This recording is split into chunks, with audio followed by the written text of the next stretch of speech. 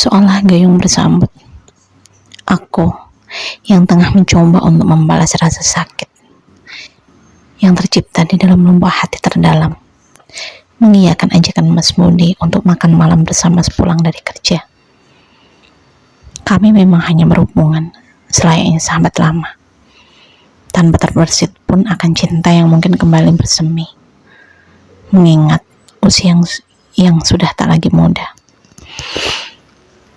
Namun, untuk membuat balas dendam ini terasa nyata, harus dibuat sejelas mungkin juga, bukan?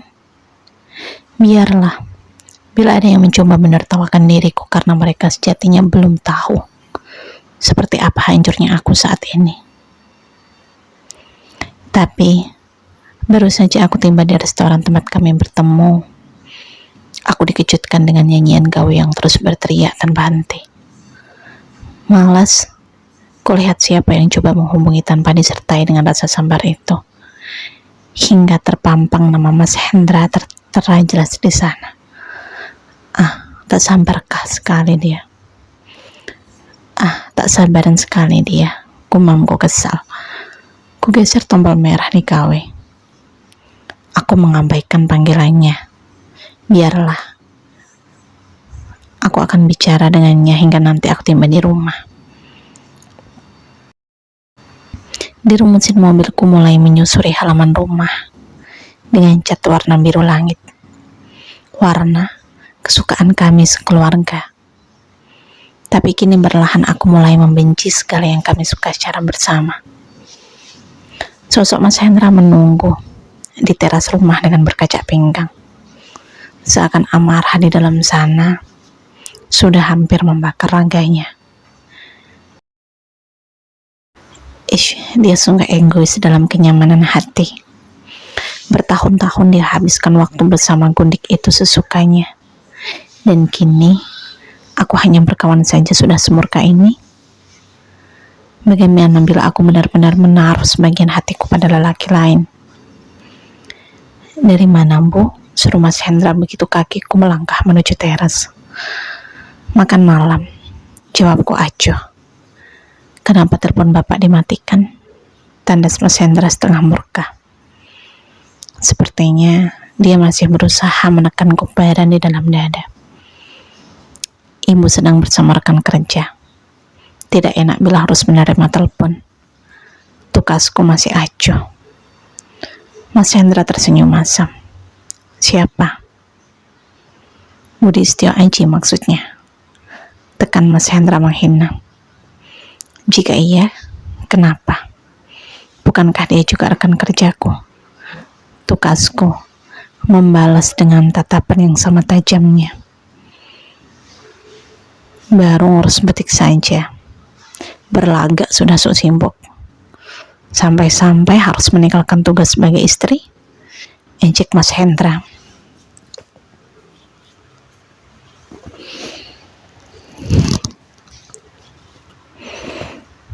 Yang seketika menyulut kobaran api di dalam dadaku. Butik saja, apa maksudnya? Dia mulai menghina pekerjaanku. Kamu menghina usahaku yang hanya butik itu? Tak ingatkah saat perusahaan yang kau bangun terbelit masalah keuangan? Siapa yang menyokongnya agar tetap berdiri? Gertakku mencoba menekan suara agar tak sampai ke rumah anak-anak. Andai saja saat itu kubiarkan perusahaanmu jatuh. Pasti saat ini kamu hanya akan menjadi asistenku, Mas. Imbuhku dalam amarah yang membara. Kulewati tubuhnya dan melangkah memasuki rumah. Karena kurasa ini bukan tempat yang sesuai untuk meluapkan segala amarah yang seolah sudah hampir kumuntahkan. Dalam langkah tegas, Mas Hendra pun mengekor di belakang tubuhku. Sepertinya dia masih berhasrat untuk melanjutkan silat lidah ini. Rapat kututup pintu kamar agar gelombang adu argumentasi ini tak tertangkap rungu dan mengundang kegaduhan di rumah ini. Kasar, kuhembaskan tubuh keranjang untuk sedikit melemaskan otot yang terasa sangat tegang usai kerja seharian. Apalagi disambut dengan salutan bara. Mengapa ibu seakan sudah tak lagi mempunyai hati untuk keluarga ini? Pulang selalu terlambat dan membalas dengan amarah kalau aku mencoba mengingatkan. Gertak Mas Hendra tak tertahan. Aku tertawa sinis. Hebat sekali lelaki setengah abad ini bersilat lidah, melempar dosa pada seorang yang bahkan menjadi korban kesalahannya. Seharusnya kalimat itu bukan untukku, tapi lebih pantas untuk dirimu sendiri, Pak. Sindirku dan tertawa sinis. Maksud ibu apa? Sergam Mas Hendra, masih terus berusaha mengelak. Coba Bapak beranikan diri untuk menengok kebusukan apa yang telah Bapak sembunyikan selama ini. Tuturku menghina. Wajah Mas Hendra memerah, diiringi dengan hembusan nafas berat. Cukup, Bu. Bapak sebagai suami hanya berusaha mengingatkanmu tentang hal yang sekiranya akan menjadi fitnah. Lagian, bukankah membawa istri ke jalan kebaikan adalah kewajibanku sebagai suamimu? Lantas, kenapa sekarang kamu selalu keberatan? Setiap kali aku menjalankan perintah Allah itu, serenggah Mas Hendra, untuk kesekian kalinya menunjukkan eksistensi yang dia miliki. Sudah bisa ditebak. Bila dia akan membawa nama Allah untuk bersembunyi dari dosa, hal yang tak lagi membuatku terhenyak. Kenapa? Bapak takut untuk mengakui bila telah 5 tahun menikah lagi tanpa sepengetahuanku. Tegasku. Maksud ibu apa? Lirih Mas Hendra tergagap. Wajahnya pucat. Hampir saja telapak tanganku mendarat kasar di wajahnya. Andai saja tak sanggup kukendalikan. Maksudku, Bapak tidak tahu apa maksudku? Pura-pura tak tahu, atau hanya ingin mencari alasan untuk mengelak? Cercaku, menghujami dirinya dengan umpatan. Ibu, lirih Bapak, menggantung, seakan kalimatnya tersangkut di ujung kerongkongan, karena tak mungkin lagi terus mengelak dari kenyataan. Apa Bapak pikir ibu tak tahu siapa itu Aida Khairunisa? Apa Bapak pikir aku sebodoh itu waktu kamu membuat kebohongan akan sepasang sepatu dengan nama Aida? Apa Bapak juga berpikir bahwa selama ini aku percaya Bapak selalu lembur semalaman? Benarkah Bapak pikir aku sebodoh itu? Aku memang hanya pemilik butik kecil, bukan perusahaan besar seperti punyamu. Tapi setidaknya aku lebih unggul dalam hal moral daripada dirimu, Pak. Sentakku dalam kobaran murka. Maafkan aku, Bu. Lirih Mas Hendra luruh, memeluk lututku. Maaf, setelah bertahun-tahun kau mengkhianati segala kepercayaanku. Dan kini hanya maaf yang kau persembahkan. Teriakku dengan air mata berderai. Kuremas dada yang terasa sangat menyesakkan, hingga membuatku kesulitan menghela nafas. Dalam, ku pejamkan netra untuk menenangkan gemuruh di dalam sana. Mas Hendra nampak semakin dalam menundukkan wajah. Hatinya benar-benar tertampar akan kenyataan yang selama ini mencoba untuk dia kubur dalam-dalam. Aku tak menyangka dirimu akan sampai hati mencoba mengkhianati keluarga yang telah kita bangun ini, Pak. Bukan hanya peluh ataupun air mata, tapi tak ingatkah dirimu akan darah yang seakan terasa bercucuran untuk melewati segala nestapa. Lantas, setelah umur sudah tak lagi muda, Kala cinta hanya tinggal dibuktikan dengan pengorbanan. Dirimu berusaha untuk menikam hatiku yang tinggal bersemayam dalam raga tua ini, Pak. Kenapa? Kenapa sampai hatiku berlaku curang padaku yang dengan setia menemani harimu? Tandasku putus asa. Bapak ngaku telah salah dengan mengkhianati pernikahan kita, Bu. Aku mohon, maafkan aku. Pinta Mas Hendra dalam kehancuran. Maaf. Untuk apa? Untuk matinya hatiku yang kini sudah terasa kaku. Apa kau pikir bisa kembali menghidupkannya? Tandasku lemah. Hening. Kami larut dalam tangis memilukan. Meski luka kami tak sama. Entah untuk apa dia harus menangis pilu itu, bila daun muda telah berhasil dia rengkup madunya. Katakan, apa yang harus aku lakukan untuk menebus kesalahan ini, Bu? Apapun akan kulakukan, asal masih ada maafmu untukku. Tukas Mas Hendra, mengharapkan ampunan. Kuat, ku gelengkan kepala dengan tangis tak tertahan, menandakan akan sia-sianya segala usaha untuk mengembalikan keutuhan kaca yang telah berserakan.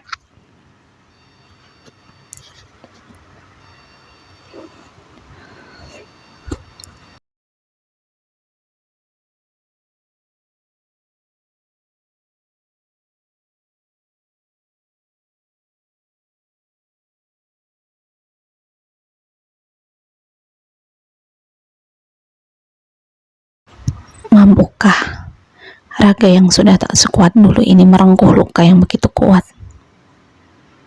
Ingin ku berteriak, berlari, bahkan mungkin melompat ke dasar jurang, agar tak lagi merasakan akan perihnya pengkhianatan. Namun, setitik imanku menahan untuk tidak menjadi budak setan. Bukankah panasnya kobaran api neraka lebih membinasakan daripada lara ini?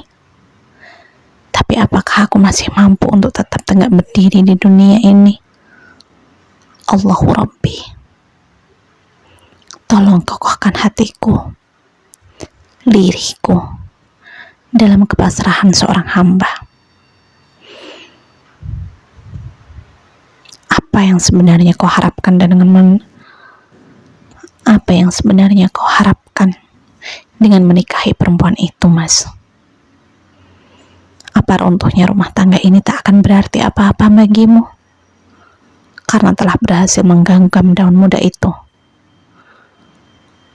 Atau ada kurangku sebagai seorang istri bagimu hingga membuatmu harus mencari wanita lain untuk menyempurnakannya?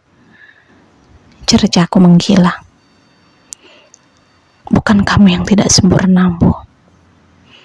Tapi aku yang salah tak bisa menjaga pandangan ini. Lirih Mas Hendra,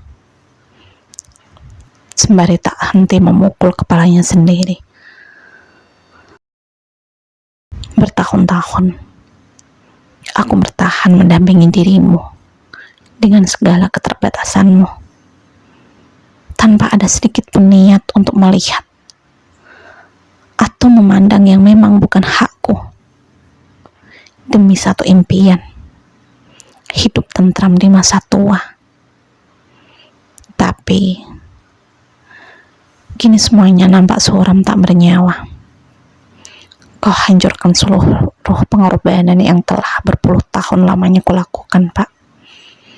Bukan hanya diriku, anak-anak pun tak luput menerima imbas dari perbuatanmu ini. Tangisku putus asa. Luruh tubuh Mas Hendra bersujud di kakiku, namun tak sedikit pun mampu menepis, meski hanya setitik noda yang telah dia cipta di dalam sana. Kutanggupkan kedua telapak tangan ke wajah, tenggelam dalam sakit batin yang mematikan.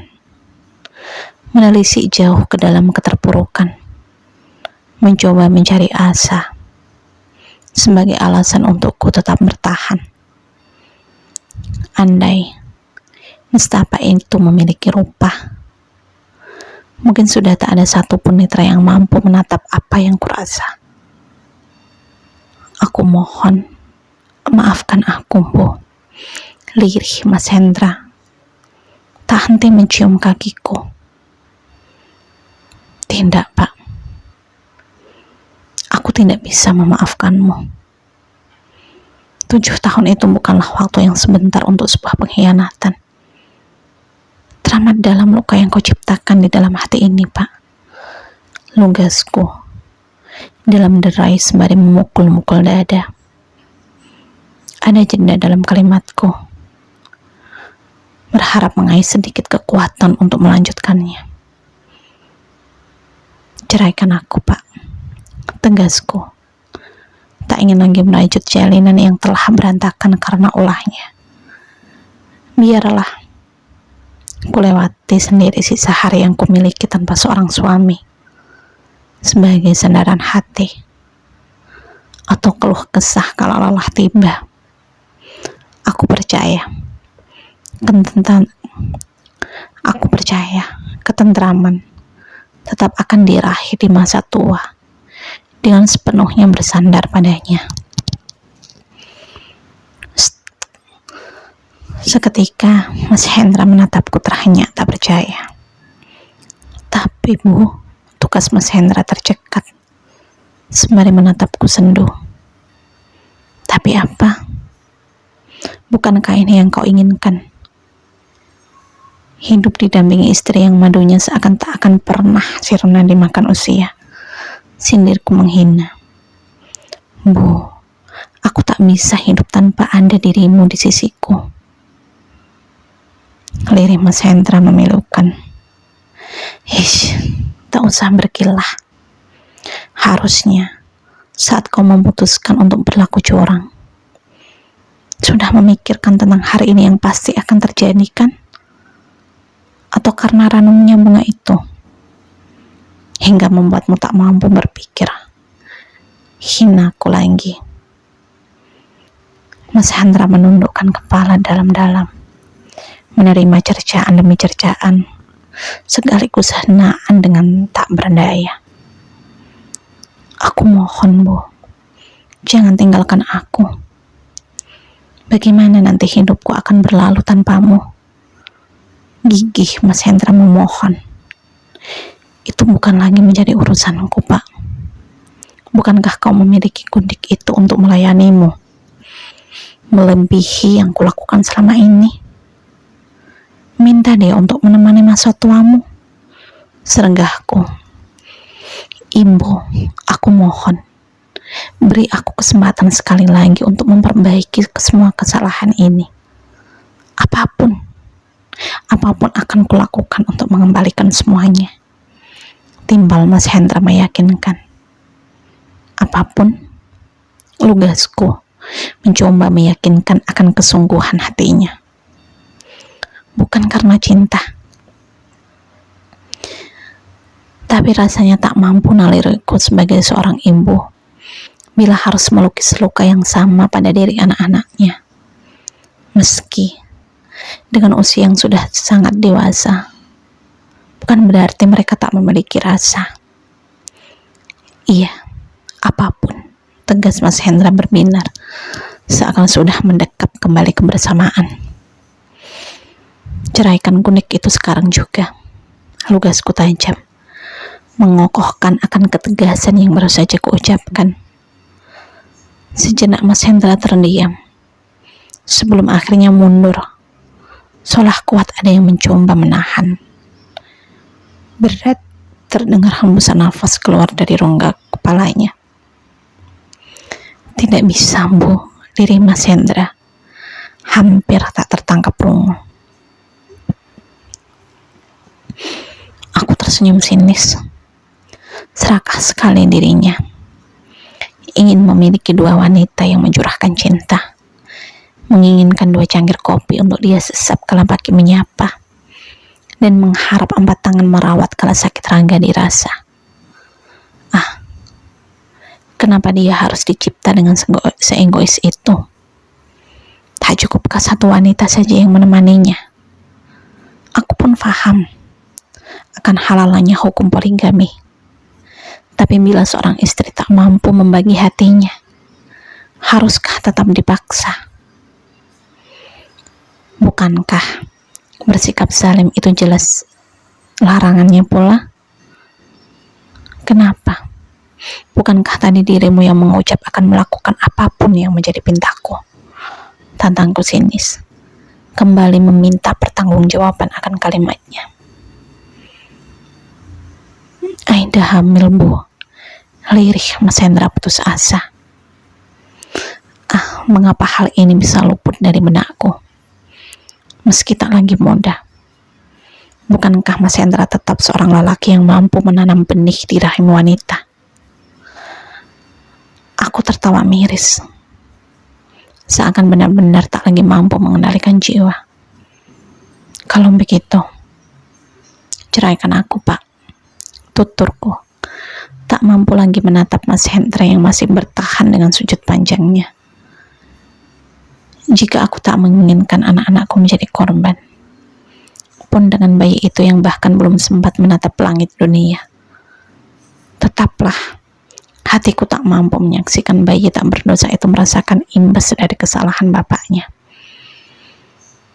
Aku berjanji akan menjalankan peranku secara adil, Bu.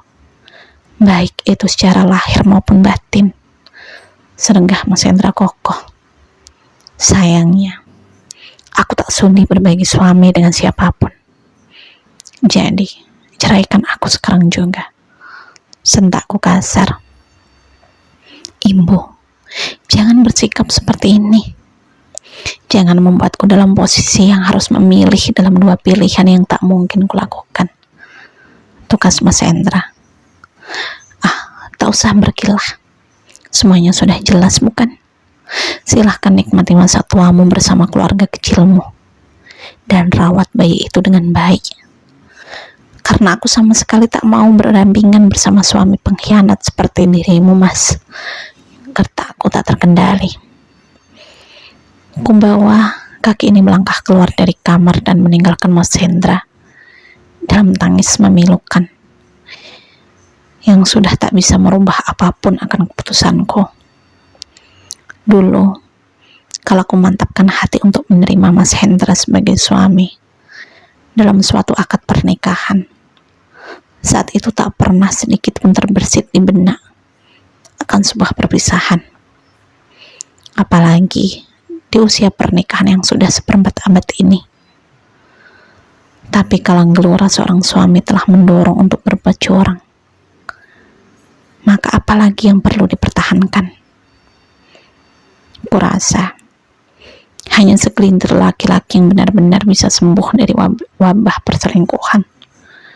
Dan aku tak yakin Mas Hendra termasuk di antaranya.